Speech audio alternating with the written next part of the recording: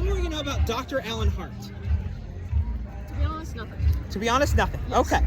So, Dr. Alan Hart was a prominent figure in the medical community for early detection of TB. Oh, really? Right? And so, through the use of radiology. That was something very new in the 1920s. And so, just going to talk a little bit about his early life. Okay. He was assigned female at birth, born Alberta Hart. Born October 4th, 1890 in Kansas. He spent most of his childhood growing up in Oregon, where he and his mother moved to after his father died of typhoid fever in 1892.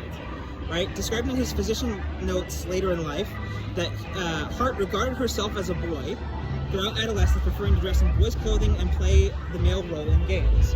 Hi, it's Patrick here with Mentally! Awesome! So today I am going around helping to unerase queer history. And we talked a little bit about Dr. Alan Hart. Mm-hmm. What do you know about him before today? Absolutely nothing, period. Perfect. Well, so Doctor, I will talk to you a little bit about his education, right? So he attended and graduated from Albany College, now Lewis and Clark College. Okay. He studied briefly at Stanford. He then graduated from the University of Oregon Medical Department. He was the first trans patient to have a hysterectomy done in the United States. To completion? To completion, yes. So it's kind of interesting. He used the eugenics, which is horrible, right, to his advantage to be sterilized, essentially. So he was born Alberta Hart, and then... and he decided I'm a doctor now, and my name's Alan. Right? Yeah, exactly. Yeah, and so... and he also had the highest standing. He was the highest... had the best grades in all of his departments in school and stuff. Tell me, what do you guys know about Dr. Alan Hart? I don't know. Anything about him? Okay, cool. So Dr. Alan Hart was... this is horrible. Let's go here. Okay, perfect. So Dr. Alan Hart was the first documented trans patient. So he did a lot of early work on tuberculosis. I can't even talk straight. So gay I can't even talk straight. So 1 in 4 people at the time, this was around 1918 in the 1920s, Earlier. 1 in 4 people were diagnosed with tuberculosis, and it was killing thousands of people. And he was super involved in early scanning through x-rays and radiology so that you could detect it early, and he saved thousands of lives. That's awesome. Yeah. Okay. All right, I'm here at Salt Lake City Pride with the one and only Max. Hi, Max. So today I'm working on a project. It's called Unerasing Queer History. Okay. And so tell me, what do you know about Dr. Alan Hart? I mean, I'm gonna have to be honest and just admit complete ignorance on the subject. Gotcha. Okay. That might be embarrassing. But No, it's I'd not rather embarrassing. Not pretend like I know what's going on. So please. It's part of it. So, Dr. Alan Hart is one of the. He was the first trans patient, right? Okay. That's documented in the United States, and he was very integral in early detection of TB back in the time where it was killing thousands of people. Really? And early detection through radiology wasn't being used yet, so he kind of pioneered that. But it's kind of tough being a trans doctor in the 20s. Yeah. Right? So he did not back down from his transition, but it was difficult for him to find hospital work. His family even hired legal counsel to attempt to get Hart's name legally changed, because he was born Alberta Hart. Okay. He was the only female male in his class. He was top of the class there. And when they tried to get his name legally changed, the medical school threatened to have rescind Hart's diploma and have him barred from practicing. So constantly threatened with discrimination when his gender was questioned. He bounced around various physician places from all the way from Idaho to Oregon, Washington, kind of all over the West. Yeah. Hi, so this is Patrick here at Salt Lake City Pride with Des. Hi, Des. So, Des, tell me what you know about Dr. Alan Hart. I honestly don't know anything. Okay. So Dr. Hart was a prominent trans figure doctor in the early 1900s. He was integral in the early detection of TB, right? 1 in 4 patients had this terrible disease, but early detection wasn't a thing until he pioneered some of the radiology to track it early. Really? Yeah. So a little bit about him. Aside from his medical work, he was also a fiction author. So in addition to his medical career, he was a best-selling author, and his works were frequently exhibited sort of autobiographical content, right? So his characters would give you kind of like a glimpse into his life. So in one of his works, Dr. Mallory is a country doctor who fights against ignorance and prejudice and makes an argument for socialized medicine. Right? Another one of his works hits a little closer to home, where a gay physician, Sandy Farquhar, I'm not sure if I'm pronouncing that right, pursues a career in radiology because, quote, he thought it wouldn't matter so much in a laboratory what a man's personality was. That kind of makes sense. That tracks, right? Yeah. Yeah. So, all right, I am here at Salt Lake City Pride with the lovely Shannon. Hello. Hi, Shannon. So today we're doing a little project talking about Unerasing Queer History. So tell me what you know about Dr. Alan Hart. I actually know nothing about him, to be honest. Actual zero. Okay, that's okay. Not a lot of people do. Yeah. So Dr. Alan Hart was the first trans patient recorded, used eugenics to get the surgery that he wanted, to be sterilized. And he was really integral in the early detection of TB back when that people were dying left and right from it. Like every 1 in 4 patients had it through the use of radiology. So really, really impactful career. There we are. So the end of his life, he was not just a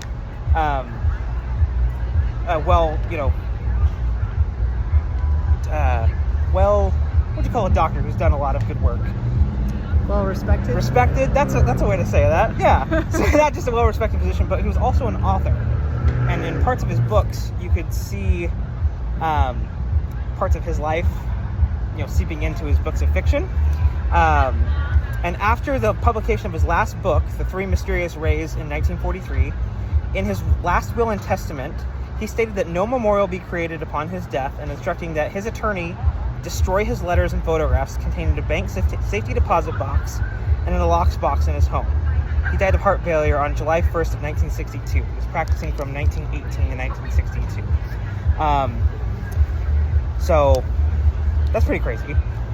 So I'm excited to sit here today with Dorian Robinson. Dorian is the one who pointed me in the direction to start doing all this work to learn more about Dr. Alan Hart. So I'm going to do what I was doing at Pride. You were busy. You were working. Yeah, I right? was vending, selling my art at Pride. That's so cool. And it went super well. That's good. Love it. Love it. Yeah. So I'm going to ask you the questions that I ask people at Pride. What do you know about Dr. Alan Hart? So, at this point, I would say you probably know a lot more about Dr. Alan Hart than I do. But I have seen a couple of things, enough that it has piqued my interest in him as a person. So that was when I sort of suggested it as an option. And then after I had done that, I was like, I honestly don't know as much as I would like to know. So I was watching a couple of video essays and stuff, but I would say that, I know that he was just really cool. I'm a big fan. A novelist, served a big community member and server of the community. Stuff like that. Okay. Awesome. So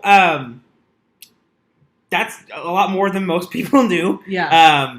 Basically, all the interviews started with, I don't know, something about Dr. Alan Hart. So I figured I'd talk a little bit about his time pre-transition. So he had worked with a psychiatrist at the University of Oregon Medical Services. I think that's what OMS stands for. And he had actually worked with Dr. Hart as a patient. And so it was actually they had tried a lot of different things. I'm still trying to find. Oh yeah, they kind of explored together some options for like medical transition, from what I remember. Yes, Yeah. they started with he published his findings, and I need to find the actual. I haven't been able to find the actual like document, but in the Journal of Nervous and Mental Disease, this J. Allen Gilbert produced a document called Homosexuality and Its Treatment. Mm-hmm. Right, so and had a subject only known as H. Uh-huh. So this was a little bit before Hart had transitioned and was then outed and all that other stuff happened. But there was a bit of privacy initially by only referring to him as H. Right. So it's now known to be Hart. So what they were working was to address a phobia that he had suffered for years. And to quote him here, it said, after treatment proved unavailing, she, Allen Hart, came with the request that I help prepare definitely and permanently for the role of male in conformity with her real nature all these years. Right. So even at that time, very much the whole like, oh, this is just like straight up who they are. Like very understanding as that before that was even as known as it was at that point. Or, yeah, as a kid, they would like to take the male role in like games and such. So definitely something that Alan had to deal with all of his life. Right. It's important to unerase queer history for people like Dr. Alan Hart. A big part, especially in your day-to-day conversations with, especially here with like a lot of people's parents are very supportive, but it's a new thing. You bring up how many queer people in history have made such large developments and for such a long period of time. We have history of like trans cowboys, people in the military, and now Dr. Hart as well. Like, this is it's nice to know about them because how much. Awesome. Yeah, exactly. Like it is so important because like I didn't even know this kind of stuff, and like this was back in like the 1920s. Like that is so incredibly important to know that it's been happening forever. Because a lot of people say that all these people are like becoming transgender or like gay only now, but it's a thing that's been around forever, and it's so important to acknowledge it and to learn about it. And thank you for telling us about it because I don't know too much either. Right. I love it. Thank you guys so much for your time of today. course. The last thing I ask folks is just, why is it important to unerase queer history? Right, because we didn't really know much about this really cool figure. I do not know why. It should never be erased to begin with. It's who people are, it's what people are. Perfect. Why is it important then, right? Because a lot of people don't know about prominent figures like Dr. Alan Hart who saved thousands of lives. Why is it important for us to unerase queer history? I feel like it's a good idea so that people who hold hate in their hearts towards people like that know that, like, not only are they coexisting with people, but they're actually helping you, and that should give you more than enough reason to not hold hate in your heart towards these people, beautiful people inside and out. And the fact that they're doing something to help society, how dare you hold hate in your heart towards them? If you don't understand, you don't understand. Get some knowledge in there. But it's really good that you shit like that. Love it. Awesome. Well, thank you guys so much for your time. Of course. Much love. Happy Pride. So that's a little bit about Dr. Alan Hart. Why is it important that we talk about people like him and to really unerase queer history? I mean, I think it's important because you just don't realize how much of the history that you've been taught is actually interweaved with stories like that, where an individual has faced persecution, but that's not the story that's told, or that individual doesn't get representation at all in history, right? And that's been an issue in multiple forms in various theaters across history. Right. And I think it's just important to recognize, like, our progress has always been a collective act. It's never been one particular group driving us moving forward, but it's all of us working in concert, right? And like that's what we need now more than ever, because the problems facing us feel immense. And it's through cooperation and through recognizing the ability of each individual to do something valuable with their particular location, like that's when we can make, I feel like, more change than if we're all on it on our own. But perfect. Easier said than done, right? Exactly. Well, Max, thanks so much for your time today. Happy to help. Happy Pride. Happy Pride. Woo! Why is it important then to kind of learn about people like Dr. Alan Hart and unerase the queer history? Honestly, I think it's just because there's just too much hate. Like people fear what they don't know, and if you're born repeating that cycle of like not being inclusive and not like putting those figures in a box, then I feel like we're depriving ourselves of educating ourselves to the fullest extent. So like 100%. if we're just being more accepting and being more loving, That's the way to be. Yeah. Okay, well, thank you, Dad, so much for your time. I appreciate you. No problem. All right, happy Pride. Same to you. Hi, so I am here with Lorelei at Salt Lake City Pride, and I'm just doing some interviews here, trying to help unerase queer history. Why is it important that we unerase queer history and learn more about some of these people? I think it's mainly important because it allows for us to have different point of views on things. For like instance, like different point of views on what we do in politics, or different point of views on how we like make those decisions to elect people, or different point of views just like in our life and how we view like people who might not have the same experiences that we've had. Awesome. Perfect. Thank you so much for your time. Yeah, of course. Why is it important to unerase queer history? Because it feels like even the subject of said history wanted there to be not a record of it. I think like anything in our lives, like recorded history of culture and life and human beings, I mean that's been tracked for as long as humans have been in existence. And queer culture is a part of that as well, and there is a long-standing history of queer culture that dates back further than most people would realize. And so if we don't have that in place, if we don't have those records, if we don't have those conversations, and we don't literally write those down, then we can't refer back to them and see where human evolution and where human culture kind of began, and how it's transitioned and changed, and where we started and all that. And I think we gain a lot from the places where we started, and understanding that in particular queer culture, like this is nothing new. This isn't a recent development in human history. Like queer culture has been around for the entirety of human culture. Right. And so having record of that is so important to maintain, because like it has been a part of us since the beginning. Awesome. Well, Thank you for taking time and sharing your thoughts with me today. You're welcome. Have a good day. Why is it important to you that we unerase queer history? Yeah.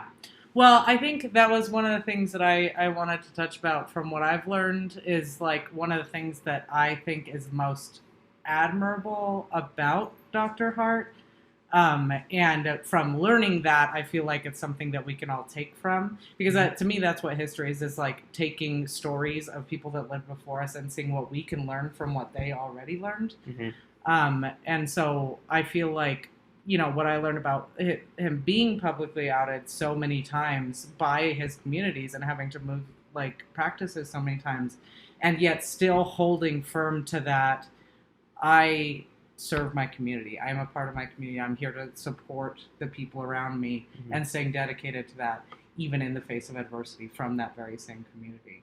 And so I think, especially with how things, are going today in our country and community and society and stuff, I think that's just really commendable to be like, even in the face of adversity, we can still try to do the right thing. I love that. Thank you so much for chatting with me. I did want to thank you again for pointing me in this direction. I have learned a lot over the last few weeks, learning about this amazing person who did so much good for so many people, saved so many lives, that just beforehand I couldn't even find. I think I found one YouTube video before it started recommending stuff like carpool karaoke and like, all the other normal people. Like, here, try these things.